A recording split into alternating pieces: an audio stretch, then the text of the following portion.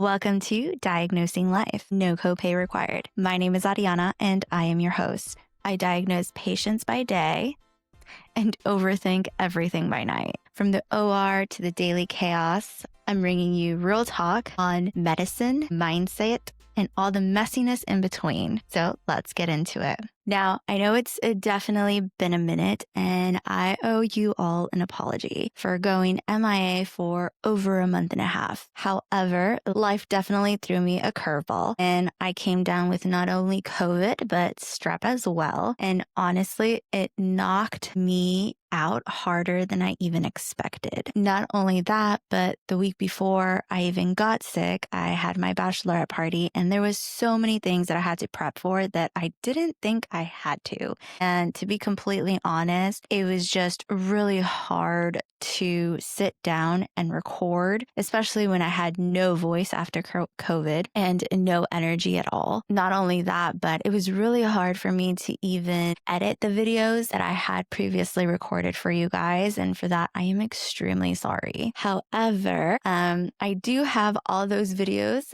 up in storage and they are ready to be edited and posted. So be on the lookout because those videos will be coming out soon. So thank you for being patient with me, and let's get into today's episode. So before we even start the episode, let's go ahead and do a quick recap on the past month and a half. Like I mentioned, I did have my bachelorette party this past month, and it was fantastic. I had so much fun with some of my closest friends and my sister. Unfortunately, one of my cousins that was supposed to go ended up getting COVID the night before of the bachelorette party, and she was not able to make it, but we all ended up having a great time and she had a speedy recovery, and we are very happy about that. And we ended up going to Fredericksburg in Texas, and it was a very, very chill weekend. The first night we got there, we played lots of board games.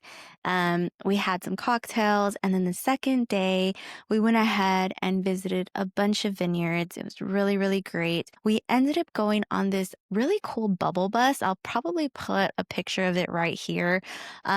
And it took us to all these different vineyards, and then it took us to like this really cool pink bar, and everything was pink and glittery and disco balls, and it was perfect, and we had an amazing time there. And then we had a very nice dinner. The next day we saw movies and just chilled at the Airbnb, and it was a great weekend. Now, how did I get sick? Honestly, I have no idea. I really thought it was just my allergies kicking in because I have the worst allergies, and it is allergy season. So I thought I was just coming down with allergies. I had a lot of sinus pressure. My throat was kind of achy, but I didn't think anything of it. And then I got really, really sick. I got really fatigued, short of breath. I'm still I'm still having trouble catching my breath at times. But those are my COVID lungs. I ended up having a sore throat, and I get strep maybe twice a year ever since I was in high school. And I knew it was strep. And so I had one of my friends just check my throat, and she's like, absolutely looks like strep. Go get some antibiotics. So went to the urgent care, got some antibiotics, and I still wasn't feeling good. Usually after I take my Augmentin, I'm good after the second day, but I just felt horrible. Like I said, I had shortness of breath. I wasn't getting any fever. I was just really exhausted. I had my body aches. And at that point, that's when I knew. I was like, this definitely feels like COVID. So I tested on Monday. I was negative. Tested Tuesday. I was negative. And then on Wednesday, I decided to go to work because why wouldn't I go to work? I went to work and my boss saw me. He's like, you need to go home. So I went home, and that night I tested positive for COVID, and I stayed home for the rest of the week. It was horrible, but my fiance is amazing, and he had soup for me the entire time. He made sure I was pumped with my electrolytes, and it was great. He's amazing. He was able to take care of me, and thank God he did not get sick, which was really, really good. Another thing that happened was that I got my ring back. Some of you may know that my ring, it actually fractured when we were moving in January. I was really sad about it. We were moving, and this really heavy door kind of crushed my finger. And because my ring fit me big, the stone was on its side. and it kind of saved my finger, but the band itself kind of became an oval shape. And so they said it was fractured, and I had to send it back to them and they had to remake it. And it took me a while to figure out if I wanted to even remake it or not, because it was going to be very expensive to remake because of course not, we did not get insurance for it. So it was going to be really expensive to remake. And they said I can go ahead and choose a different ring if I wanted to, and it would be a lot cheaper that way. So we waited and waited to see if there was going to be any new rings that came about that I would have liked. And of course, I did not like any ring. And I just love my ring. My ring is perfect. It's an oval cut. It has a hidden halo. It has a thicker band with like little diamonds around the sides. And I absolutely love it. And so my fiance and I talked about it and we were just like, let's remake the ring. So we remade it and it is now my size and it is perfect and I love it. And it is just in time for the wedding, which is less than 90 days, which is actually insane. So I'm extremely excited about that. So in case anybody wants to get a closer to look for my ring, I will go ahead and post a picture of it right here, or yeah, I'll post a picture of it somewhere on the screen, or I'll even put a little video of it because I think it's just perfect and it's beautiful. But anyway, wedding planning is going good. We are at 90 days before the wedding and the invitations are officially going out, I believe this week or next week. And we made the final touches with the wedding planners about the invitations and they're sending them to us.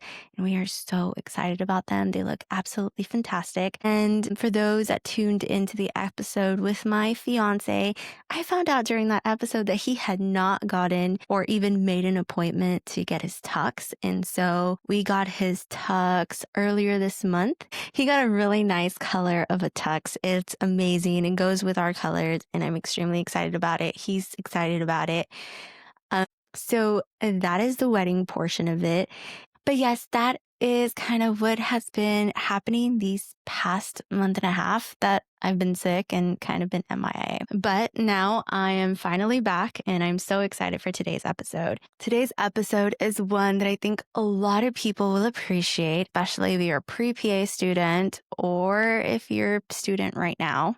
We're going to talk about things I wish I knew before PA school. Because trust me, there are things that no advisor or an info session, and sometimes not even current students will tell you about PA school. And I keep it real. I'm going to tell you my experience that I experienced, and I'll tell you a little bit about everything about PA school. Also, side note, I started making this Starbucks copycat acai strawberry lemonade, and it is so good. I'll end up putting the recipe on probably like TikTok and Instagram. So if you want to get the recipe for this really yummy drink, go ahead and check those out. It is in Diagnosing Life. Okay. Anyway, let's get back into it. So let's talk about the pace of PA school. Now, I believe it was episode 2 or 3. We kind of spoke about how I struggled in PA school. And this is kind of one of the reasons that I kind of struggled. And I don't want anybody else to kind of go through that like I did. So let's talk about the pace. Yes, PA school is like drinking water out of a fire hydrant with a straw. Let's just put it that way. It's a lot of information that's kind of thrown at you at one time, and you have to just absorb it and figure it out as you go. So PA school was completely different than undergrad. So in undergrad, you kind of go to class for all these weeks and then you have a big exam and, it's a slower pace, right? And so PA school, yes, you learn material for 4 weeks and then you go ahead and take an exam. But every day of those 4 weeks, you have like 100+ slides that you have to learn. And it's not just, oh, what is this and what is that? It's the why. It's okay, if this person is presenting this way, what treatment, what test, what is the best test that you're going to give? What is the most common test? What is the second best test that you will go ahead and treat this diagnosis with? Or what is the best medication? What is the best treatment? What is the second best treatment? What if they're allergic to this medication? What are you going to give them? And so it's a lot of that. and a lot of the pathophys behind it. And the pharmacology section is not just, oh, I know my medication. No, it's you have to know the mechanism of action of the medication. What are the black box warnings of it? There's so many small little details that you have to learn. And I honestly didn't know how to study and how to kind of put everything together and organize it in my mind in a way for me to learn. It definitely took me a long time to figure it out. So I'm going to help you figure it out for you, especially if you are in PA school right now. So one of the things that I swore by is a chart. And I will put a picture of my chart or a clip of my chart right here of how it looks like. But I had my disease, how it presented, the treatment. I also put all of the exams that you would order and any extra information or pictures of that specific disease. That way it covered almost everything that I needed to know for about 3 classes. Okay. And so that really helped me stay organized because the way that my program went was that everything was all classes were synced. So in clinical medicine, we were learning, let's say, about orthopedics. Then in pathophys, we were learning about ortho, and then ortho and rheumatology. And then in pharmacology, we were also learning about ortho and rheumatology. And so all of those classes kind of linked together and synced together. So we were always on the same page, and that really helped with my learning skills. Another thing is that I always studied as if the exam was the next day. So if you recall, or if this was you in undergrad, how you would kind of study the last week before your exams or finals. And that's kind of when you would cram all your material and really get organized and then study for your exam and pass it. I would study like that every single day of PA school. That way, the week leading to the exam, I already had studied all the information and all I had to do was study questions. And so there's a lot of great resources out there.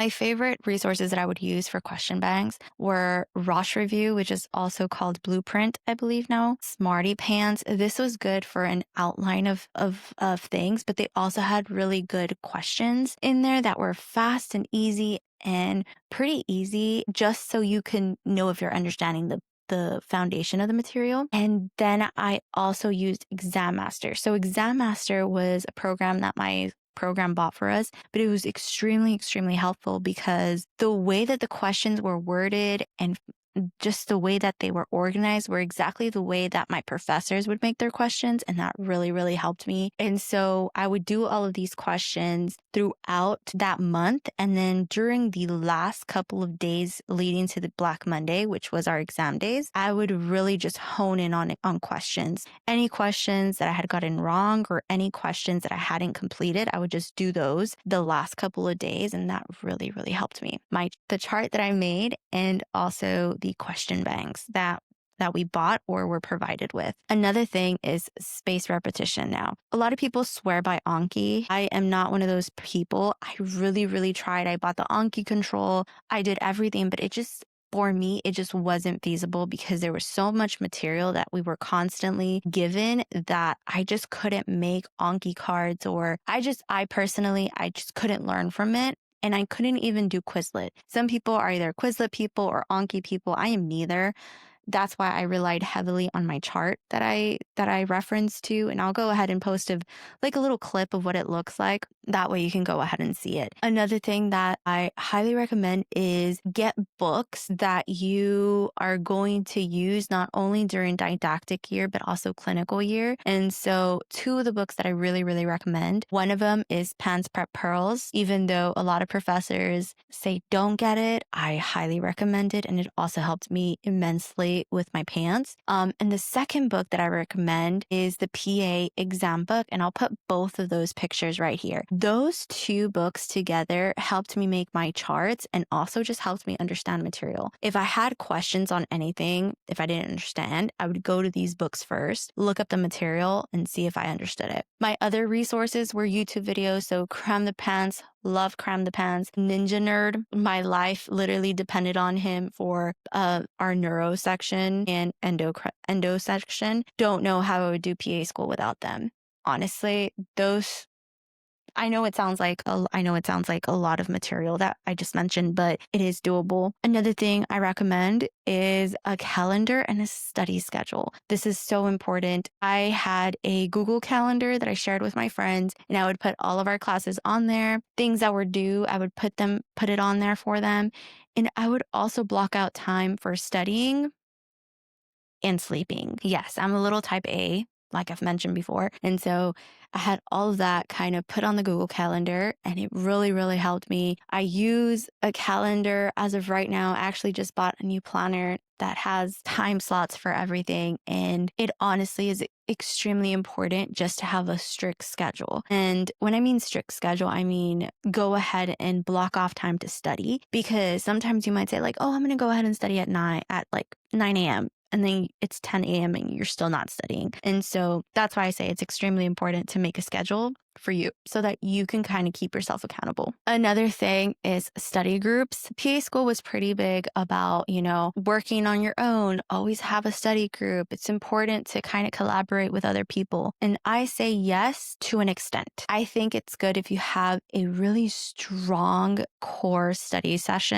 group that you talk to, max 5 people. I think anything above 5 people, and that's pushing it, at that point, you are reaching the point where you're not really studying, you're kind of just talking, or there's too many different personalities and you're not going to be able to have a successful study session. And so my study sessions, I had my study group of like about 5 people, but then whenever I would study, it was only like 3 of us most of the time. And these were the people that we all study at the same time, the same way, and we were all studying the same thing. And we kind of kept it like that even going into clinical year. We would meet up right before our EORs and study the same way. One of the tools that I used for studying was Pomo Focus, and I'll put the link somewhere here. It's called pomofocus.com, and it was really good for me because you can put how long you want to study, and then it'll have a bell to tell you that you're on a break, and you can put 3 or 4 sessions of that, and then it'll give you a long break. And this really helped me kind of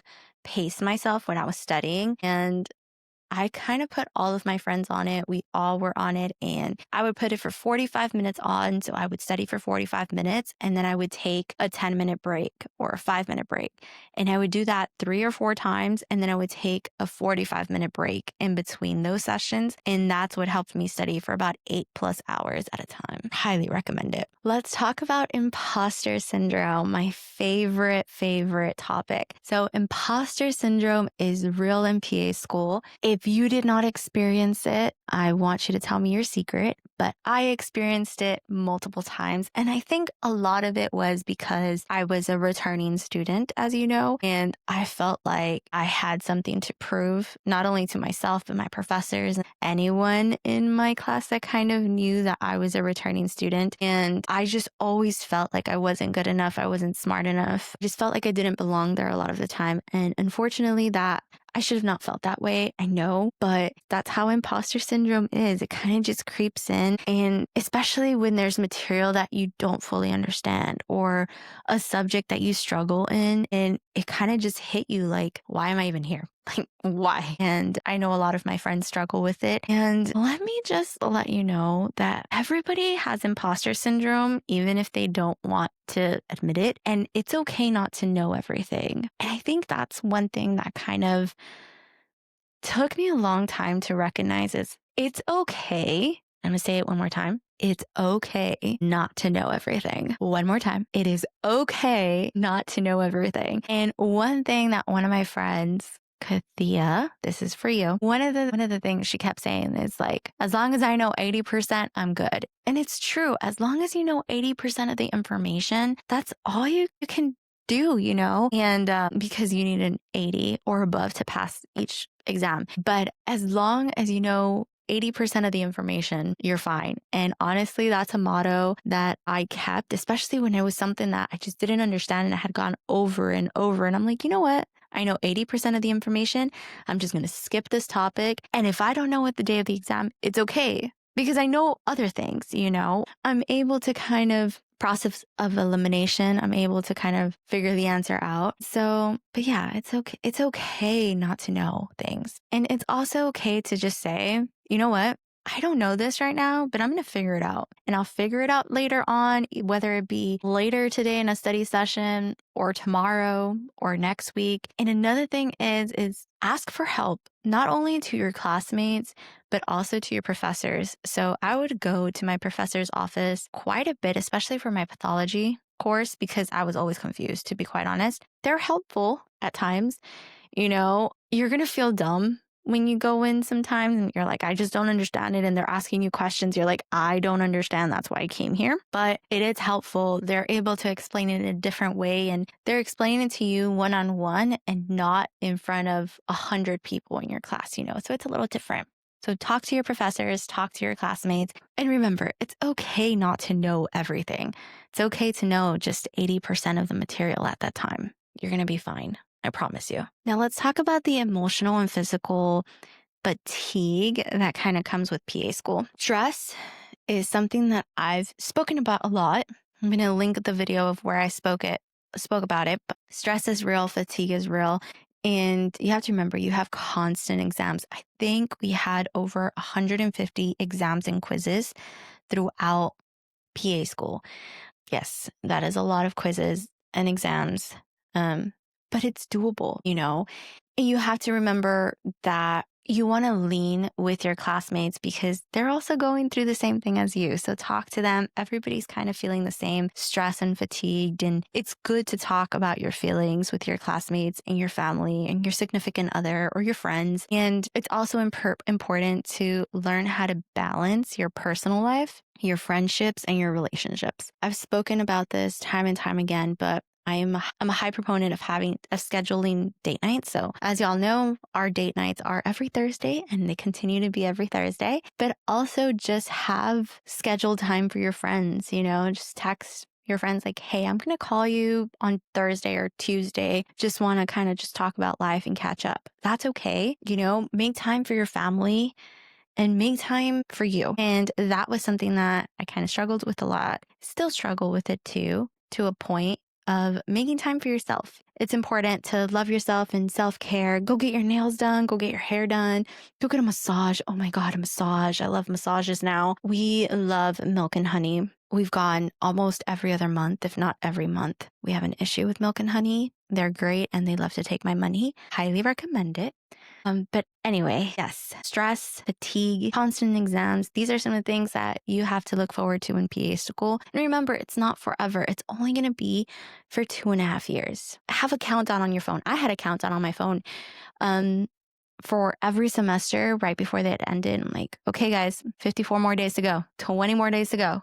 And during graduation season, I'm like, we're almost at graduation. We're almost there. So, just little goals for yourself. But yes, the emotional and physical stress of PA school and the toll that it's going to have on you is real.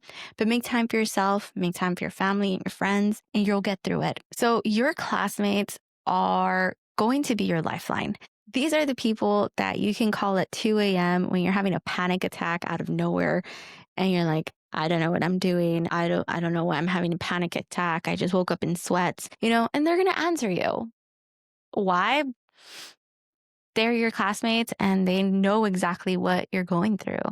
And I love my little cohort of friends that I have. I love my little family that I've built with my friends from my PA program. I know for a fact are going to be my friends for the rest of my life. Some of them are my bridesmaids, and I know that we will be in each other's lives for the rest of eternity. And honestly, they have no choice. They can't get rid of me, and I'm okay with that. We found each other very early on, and we kind of lean on each other. These were the girls and guys that I studied with constantly. We helped each other through all of our ups and downs, and I love them forever. After PA school, Our relationship's a little different. I don't see them as often, but I still love them the same. It's also good to celebrate with them. So after every exam that we would have every Black Monday, we would all celebrate together. We would just have a good time. And honestly, it was great. We would celebrate birthdays together, small accomplishment, big accomplishments. All of them are coming to my wedding, which is really exciting. I think that'll be the first time that we're all together after graduation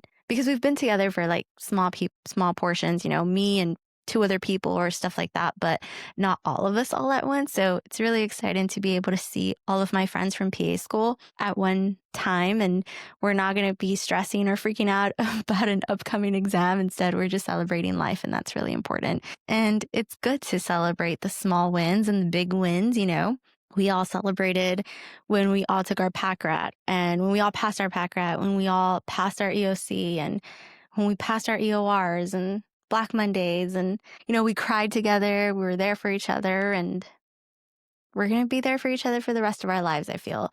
These type of friendships are hard to come by and I'm really lucky to have them. I love you guys. So clinical year. What did I think clinical year was going to be like? I thought clinical year was going to be really fun. I thought I was going to go in, see everything, and I would just know everything, Like I studied so hard all of didactic year, I already know everything. And that's not what happened. Definitely did not know anything going into clinical year. It was a very different experience. My first rotation was my pediatric rotation, and that was a doozy. My preceptor, she was a very non-hands-on. And so usually, I let her know like, hi, like I'm a clinical year student. This is my very first rotation, da, da, da, da. She was like, okay, cool. Go see a patient. That was all she said. Go see a patient. Didn't really know what I was doing. I went in like, hi, my name's Ariana. I'm a PA student. And I just got the history, did a physical, walked out, and the doctor was like, so what do they have? Like, did you give them medication? I was like, I don't know. I don't really know what they have. This is my first day. I don't know what I'm doing.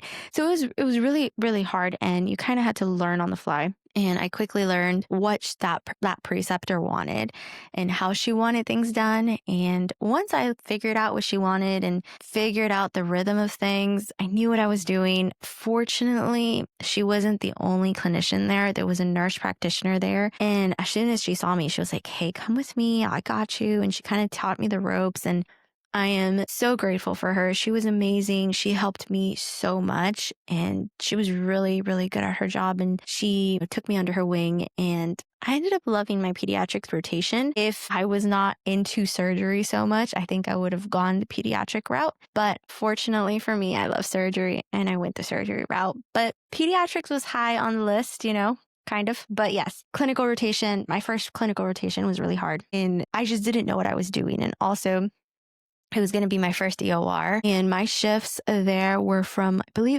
8 in the morning, 30, if I'm not mistaken. And then I had an hour commute. And so it was really, really hard for me to study. And I didn't really know what I was doing study-wise. I didn't know if I was studying correctly.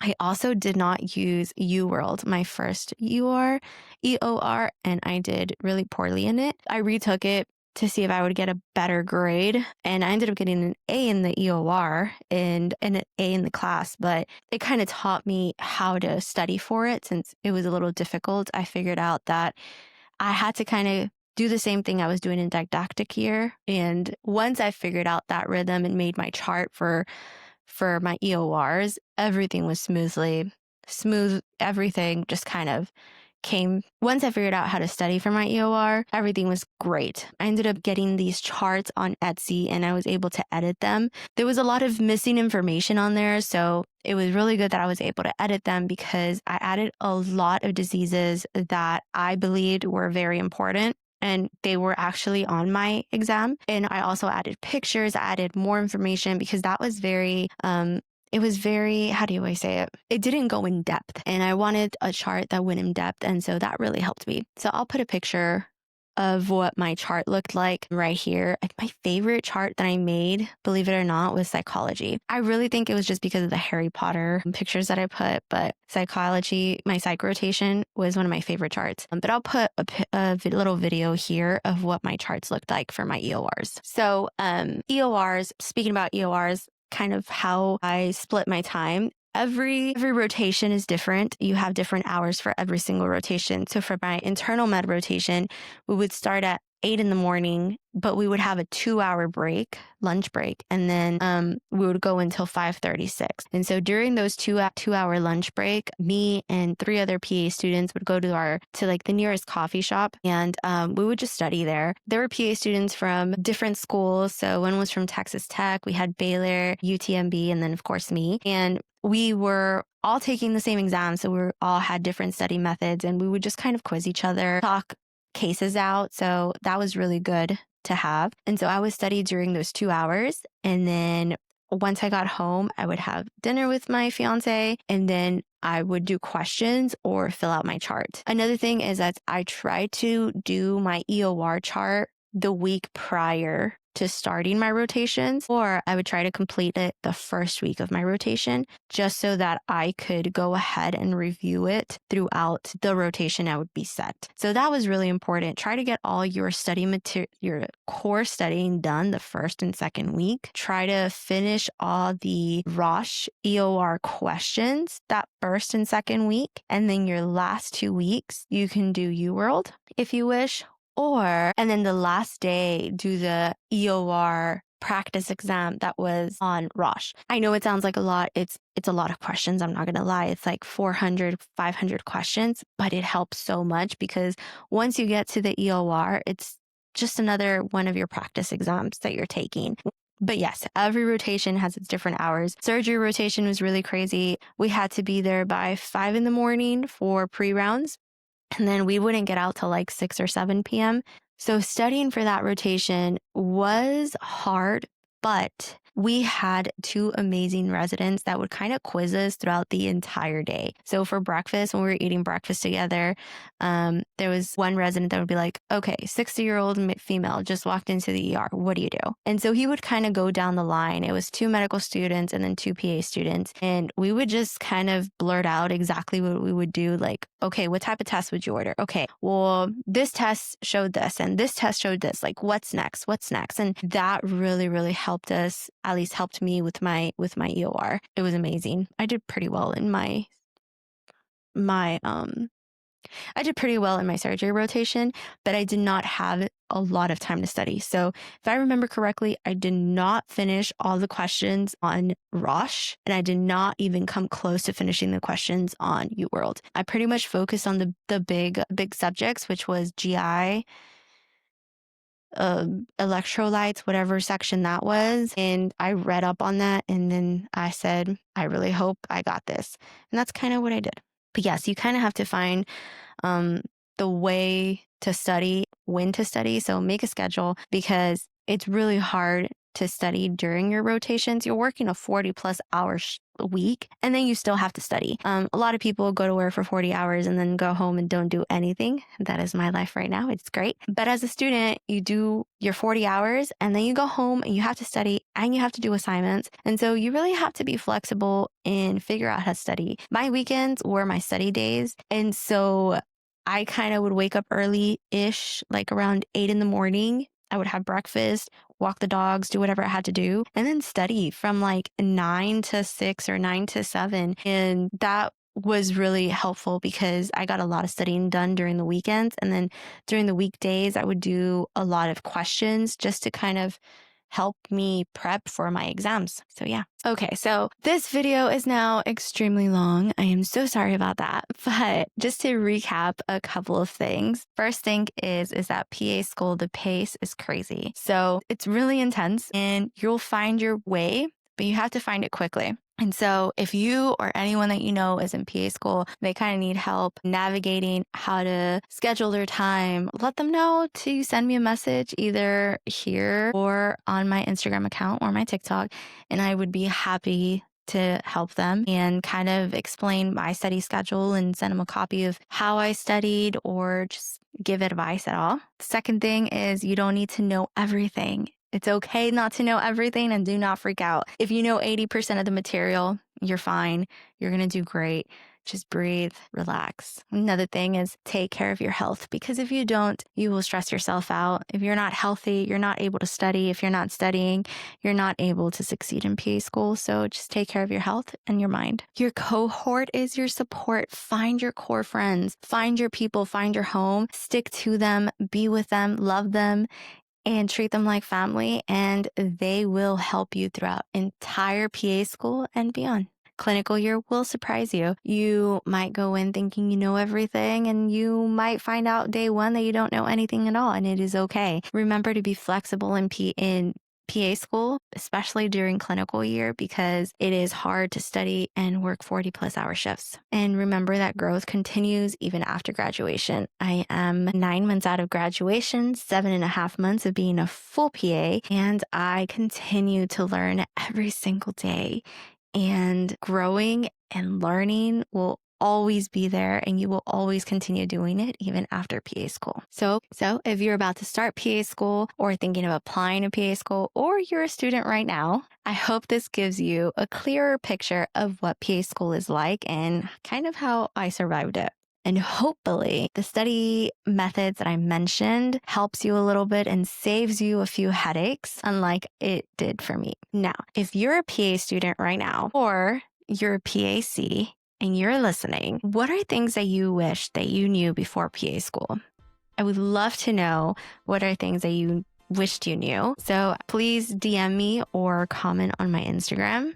I'd love to share your responses in the future episode. So thank you to everyone that's sticking with me even after my 1.5 month long break of me being MIA. Thank you so much. Also, stay tuned to Saturday. I have a nice little surprise for everyone that is listening to Diagnosing Life. And you just finished another episode of Diagnosing Life. And don't worry, no follow-up was needed for this. Just make sure you're subscribed so you don't miss your next appointment with me. Bye, and I'll see you next time.